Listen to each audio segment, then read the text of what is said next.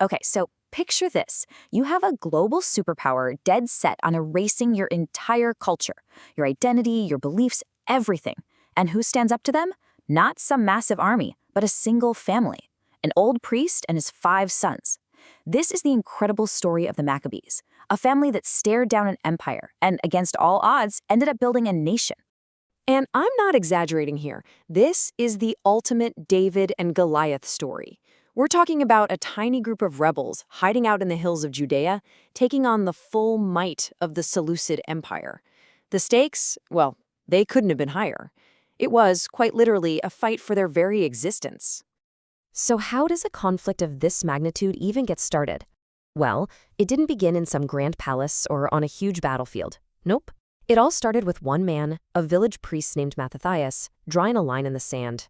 Now, to really get what they were up against, you have to understand this one word: Hellenization. The emperor, a guy named Antiochus IV, basically wanted everyone in his massive kingdom to be Greek, and he wasn't asking nicely.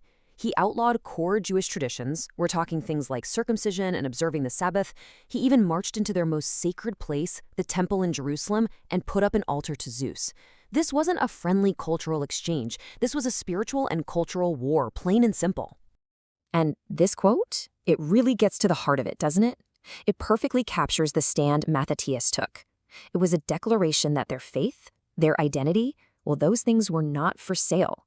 They were not up for negotiation, no matter what the cost. And here's the moment it all just explodes.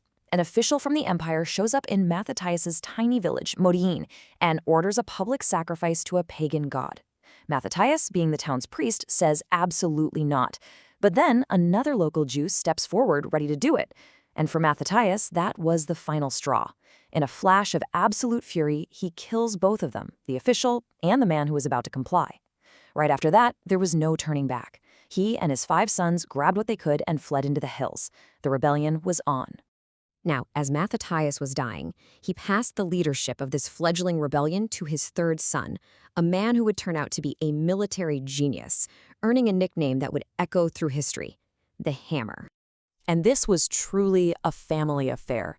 Every one of Mattathias' sons had a critical part to play. You had Judas, the brilliant general we just mentioned. Then there was Jonathan, the shrewd diplomat. Simon, the one who would eventually build the nation. Eleazar, who died a hero's death in battle. And John, who was tragically one of the first to fall. Each one was essential.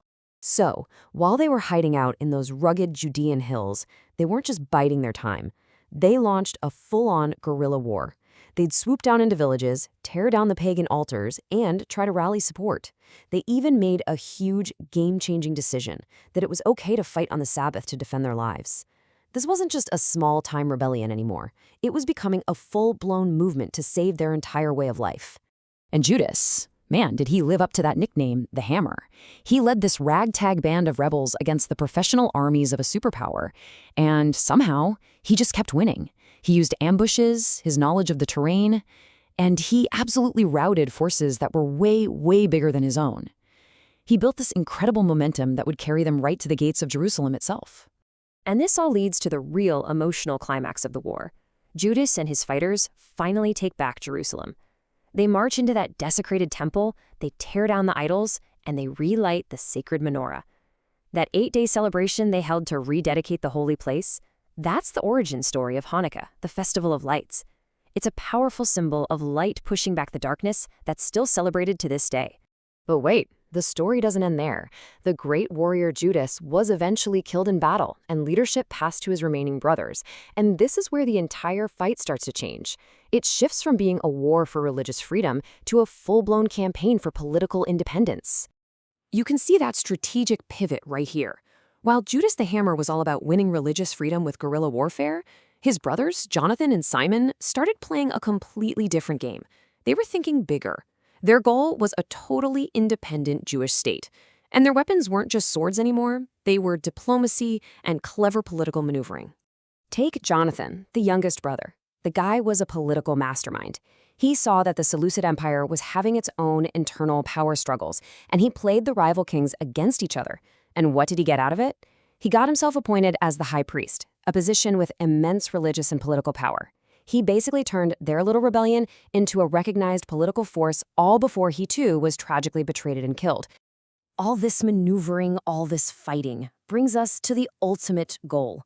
After decades of struggle, it would be up to the last surviving son of Mattathias, Simon, to finally achieve what his entire family had fought and died for.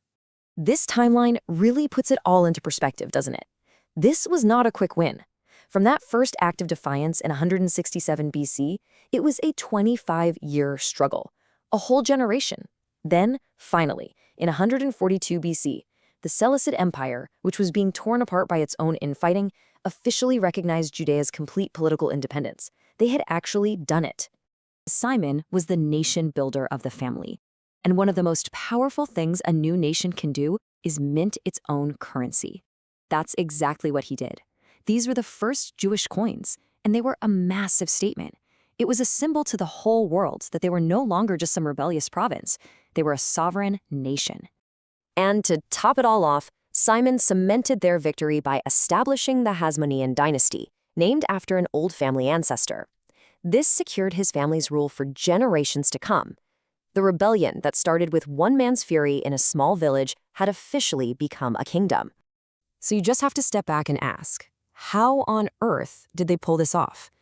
Going from a handful of fugitives hiding in the hills to becoming the founders of an entire dynasty is just one of the most incredible stories of perseverance you'll ever hear. And the legacy didn't stop with that first generation either. Simon's son, a man named John Hyrcanus, took the independent kingdom his father had built, and he expanded it. He started conquering surrounding lands and turned Judea into a real regional power. The little dynasty sparked by Mattathias was now an empire in its own right. So this leaves us with a pretty big question, right?